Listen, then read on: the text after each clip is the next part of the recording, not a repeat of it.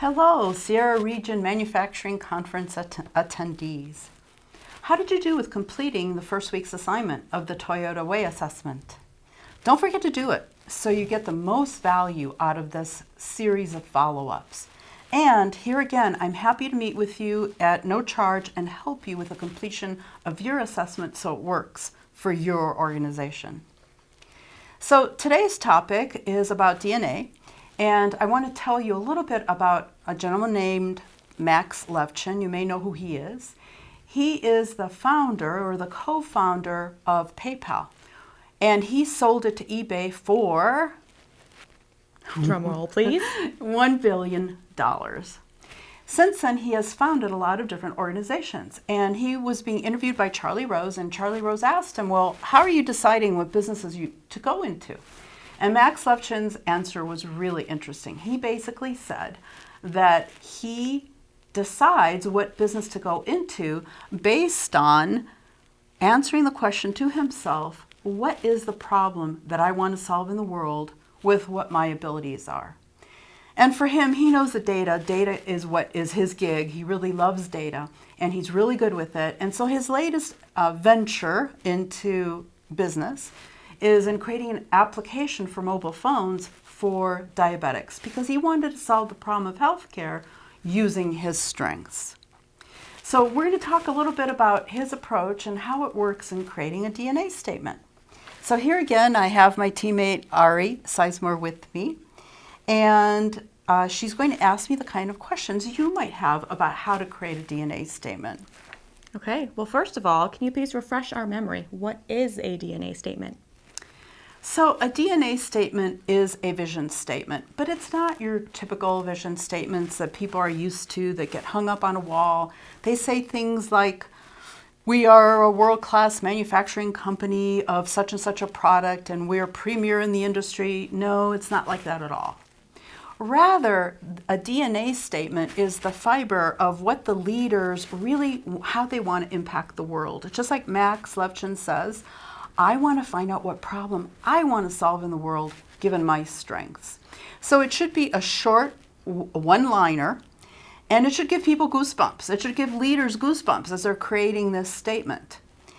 And it helps an organization figure out from the top all the way down to the janitor on a daily basis and even on a long-term basis, what should my decision be? Is this the right decision for me to make, or is this the wrong decision for me to make? Perfect. Okay. So can you give us some examples of organizations and their DNA statements? Absolutely.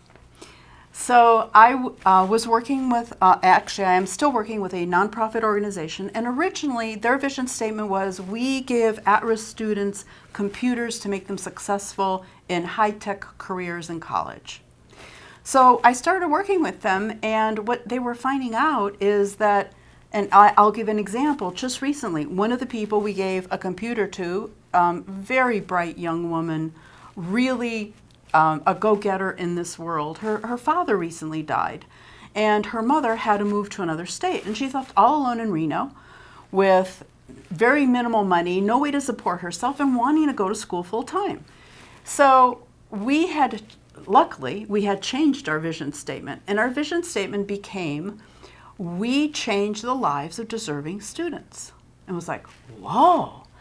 Once we decided that that was the vision statement, we ended up deciding that what we wanted to do was make students successful and be able to complete college. So now we're right there for this young lady. We're there to help her complete her years in college. We're there for all the kids that we've given computers to provide mentorship and to help give them internships. So that's one example. And then another example I have is I was working with a large corporation. So I'm trying to give you gradients. A large corporation, $7.5 billion in the automotive industry. And their vision statement was actually so big that when they really got to their DNA, what is the problem we want to solve, going back to Max Levchin, that we're really good at. What it ended up for them having to do is they ended up narrowing their scope of what it was that they were doing. And all of a sudden, they were making a lot more money and were a lot more successful than they had been in the past. Does that give you a sense of the types of examples? Yes, perfect. So now we recall what a DNA statement is and some good examples, but how does that tie in with the 4 Ps of the Toyota way? Okay, good question. So the 4 Ps, here again, just as a reminder, you should know them by heart by now. They are philosophy, long-term philosophy, respect for people, process, and problem-solving culture. So the P that this one goes into is a long-term philosophy, because without a DNA statement, the DNA statement becomes the organization's North Star.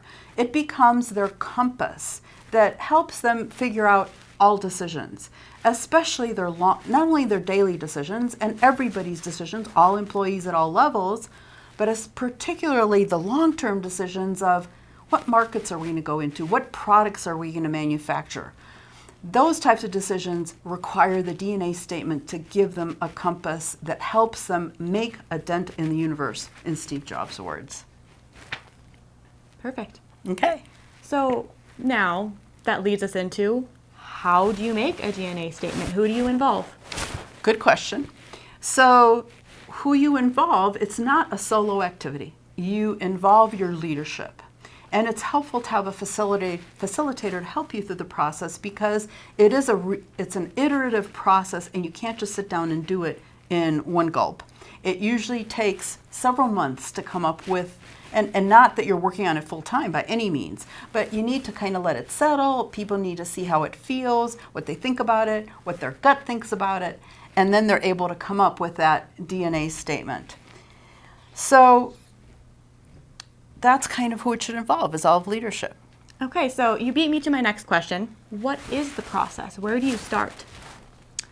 All right, so here again, you can click on a hyperlink before to get to a document that will help take you through the process. It's very linear, so that's kind of a good thing until the very end of it. The very end of it is a lot more right-brained, but it can start off real left-brained, very linear, very logical, very problem-solving, which is a relief, I know, to many of us. So it first starts off by answering the question, what products do we create?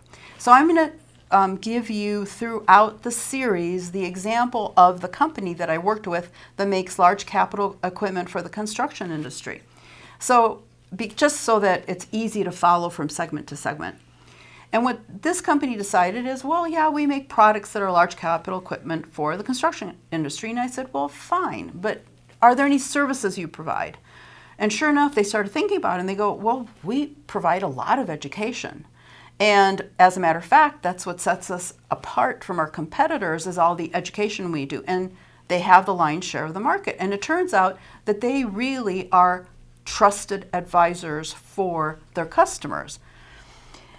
So then after they decide, well, what are the products, what are the services you provide, the next question you ask yourself is, what are the benefits of those products and of those services? So one of the benefits is that they are able, in this particular company's example, they're able to give their customers, our customers are able to make their construction more quickly, more efficiently, and at a lower cost. Well, that's a big deal. But then I asked, okay, well, what about the education? How does that help them? And they said, well, geez, we become trusted advisors. They basically get free consulting. So that's the benefits of the product. Then you go to, well, what is the emotional impact of the product or of the service? And for them, the emotional impact is, oh my gosh, I have become a millionaire. The customers have become a millionaire because of these products and because of the education that's been provided by this client company I'm talking about. So all of a sudden, they have a lot more self-confidence. So the emotions around it of self-satisfaction, of fulfillment, and of confidence are huge as a result of obviously becoming millionaires. So after the emotional piece is answered, then the next question is, what's the psychological impact of the products and the services? Well, and for them, I've already answered that. It is the self-confidence and the joy and the fulfillment that they get. So then you ask the big question. Now we go over more to the right brain, and it's a harder question to answer, and that is, well, what's the essence of the product? What's the essence of your brand? And for them, I asked them to come up with a list of adjectives, just a list of adjectives of what their personality is. And some of the ones, they came up with a list of like 20 or 30 adjectives, but let me just give you some of them. entrepreneurial, aggressive, big thinker, quality-minded, practical, dependable. So after they came up with all these answers of all these adjectives, they were able to get to the essence of their brand. So that's kind of a step-by-step flow of the process. So it sounds like the essence is vital to the DNA statement. So how do you find the essence of your organization? That's where you ask the big questions. The big questions are, okay, given our answers to what's the product, what are the benefits, what's the emotional impact, what's the psychological impact, what's the essence of our personality, then you ask the big question. The big question is, what is the dent we want to make in the universe? What is the problem that we're solving that we're good at? Excellent. Sounds powerful. Those are all the questions I have. Is there anything else you want to add? Yes. I just want to let all of you know to please accept my challenge and take the document below, follow the process, take a stab at creating your DNA statement. Here again, I'm happy to follow up with you. My contact information is in the document below, and at no charge, help you with your DNA statement so that it's really powerful and so that it really guides your long-term philosophy. Because I want you to be wildly successful. I want you to be part of the Nevada rebirth of manufacturing. And here again, I thank you for making Nevada the kind of place I want to live in.